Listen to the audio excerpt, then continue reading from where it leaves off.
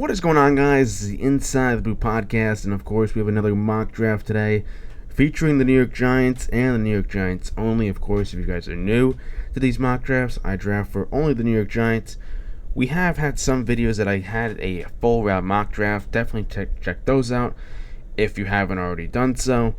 But we were getting into this draft, of course. The New York Giants pick at number 6, and there have been some rumors that they're trading up to maybe pick 3 or pick 4, trying to get a quarterback. And then there's been some rumors that they might trade back with maybe a team like the Vikings or the Denver Broncos. Of course, we did see that rumor about the Denver Broncos that if they did trade with the Denver Broncos, that there was a possibility that Pat Surtain could be in that package, and that would be a huge boost for the New York Giants. But anyways, of course, let's get right into this draft. Nothing really new.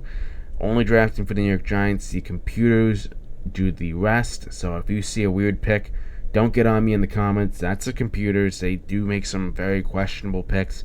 In the previous mock draft, if you haven't checked it out, they took J.J. McCarthy. But getting into this draft, they don't take J.J. McCarthy this time. And the New York Giants have an opportunity to take a top wide receiver here, top cornerback. They still have J.J. McCarthy on the board if they do want to go at pick 6. I know I would receive a lot of backlash. I know a lot of Giants fans don't particularly love him. I know a lot of Giants fans are a fan if they do end up taking J.J. McCarthy, because they kind of want to move on from Daniel Jones, and they don't think Daniel Jones is the long-term solution. So, but regardless, I think if it's really between Malik Nabers and Rome Odunze, it's kind of an easy choice here. It's kind of Malik Nabers. I think he's better than Rome Odunze. I think they're two very talented prospects, but I think in terms for the New York Giants, if they don't snag one of the quarterbacks, they could still take a quarterback at 6, but if they don't snag Drake May, really only Drake May, because that's their favorite quarterback prospect out of all of them, they're probably going to go with the top wide receiver, and I believe that's going to be Malik Nabers. So Malik Nabers off the board at pick 6. So yeah, let's see how the first round ended up. Okay. First round, of course, always fun to break down the first round, because sometimes there's some picks that make absolutely no sense, and sometimes there's picks that you can kind of get behind of. So going back all the way up, pretty much all the same except for Joe Alt going at pick number 5. Now I think if you're the Chargers, you have to go wide receiver here. I feel like this is Malik Nabers, Rome Odunze, really one of those two guys, but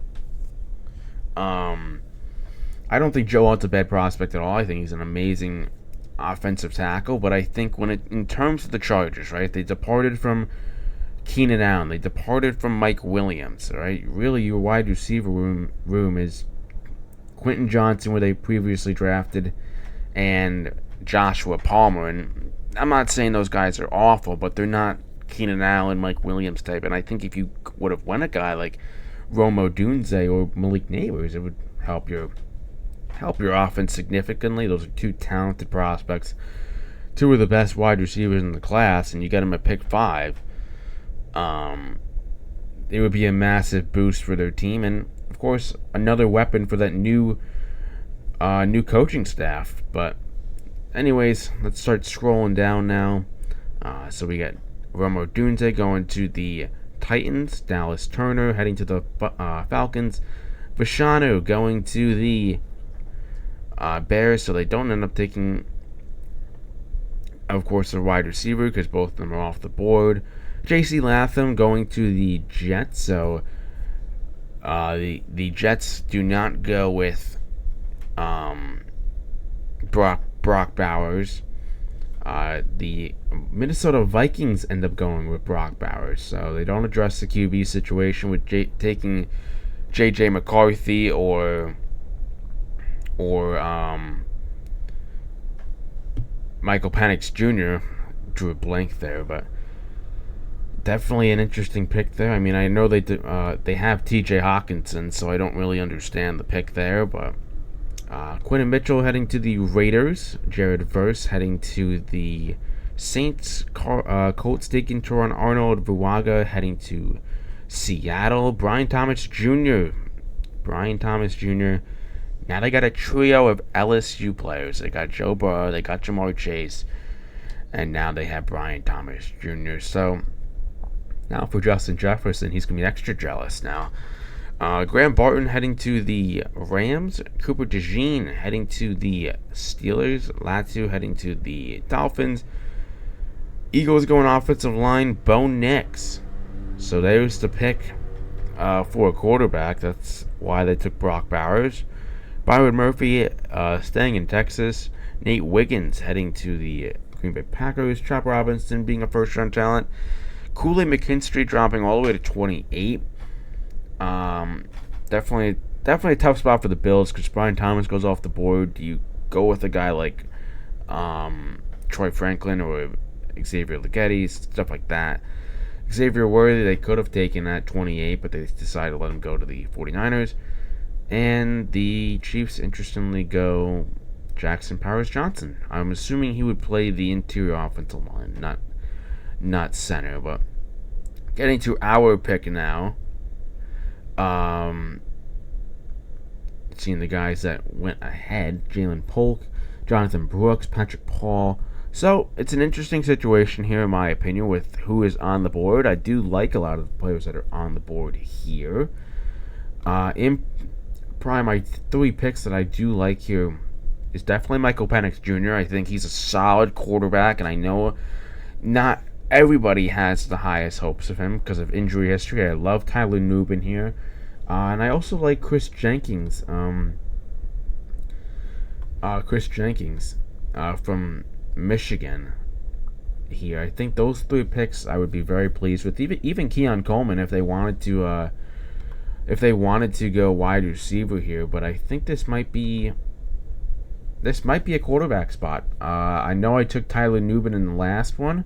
Haven't took Michael Penix Jr. in a minute, so I think why not? Let's take Michael Penix Jr.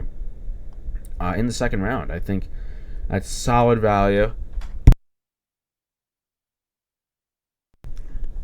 I think that's really solid value there. And now in terms of the third round, I think there's a lot of solid players here too. I think Rook. I think Brandon Doris, defensive tackle, they can go. I think they could definitely take the cornerback from Kentucky, Andrew Phillips. I think there's a lot of solid options here. I think they could even go Blake Fisher here if they wanted to address some offensive line. Of course, we know the Giants' secondary is very bad. In my opinion, at least, it definitely took a hit. Seeing Xavier McKinney go to the Green Bay Packers, of course, good luck to him in Green Bay.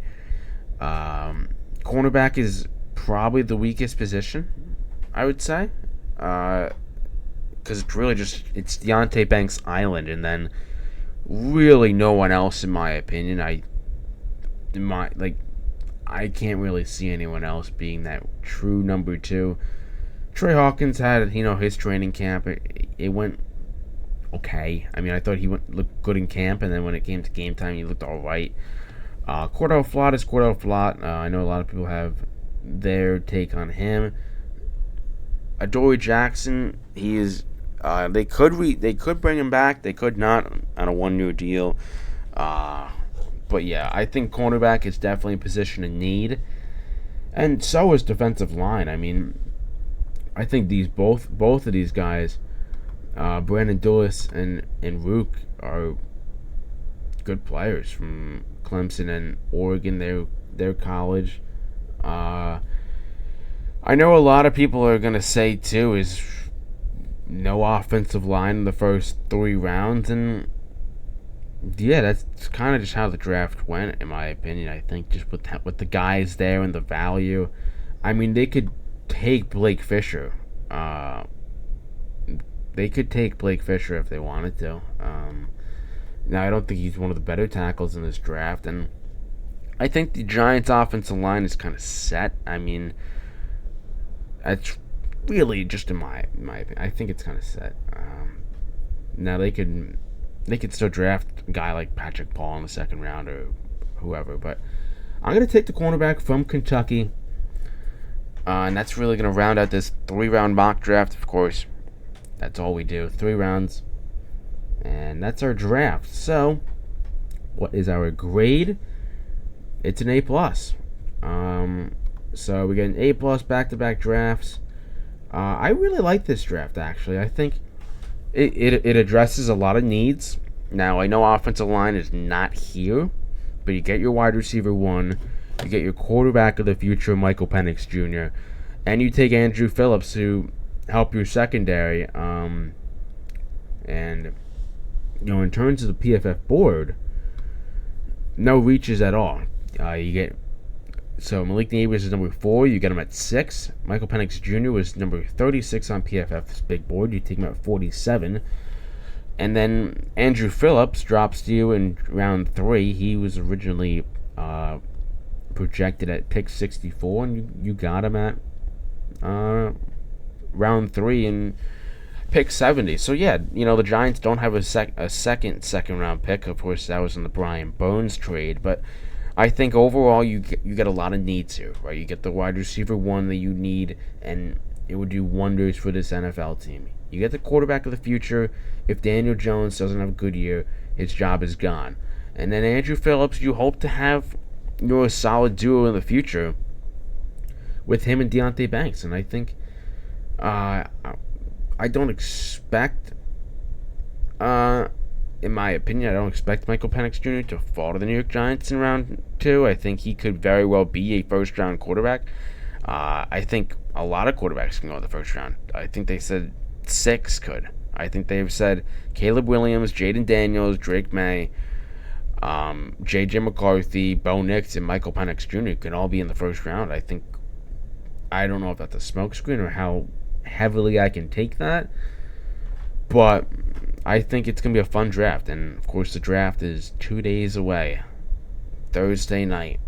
We are going to try to go live for the draft, whether it's on TikTok or I could try to get it on YouTube, but that's going to do it for this mock draft. I appreciate all of you guys for sticking towards all these mock drafts before the draft. They've done very well on the channel, and I appreciate all of you guys for supporting it.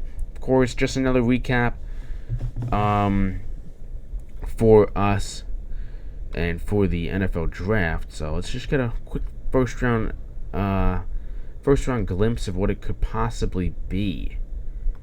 So I guess before I end this episode, probably the picks that I don't agree with at all. I think not Jaden Daniels. I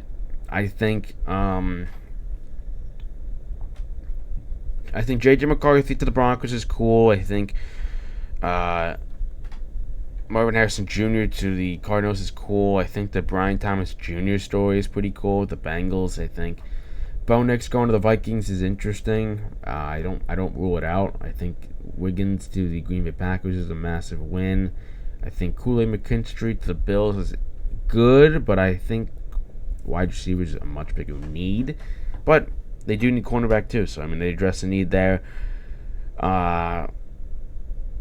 Yeah, that's really my favorite picks of this draft, honestly.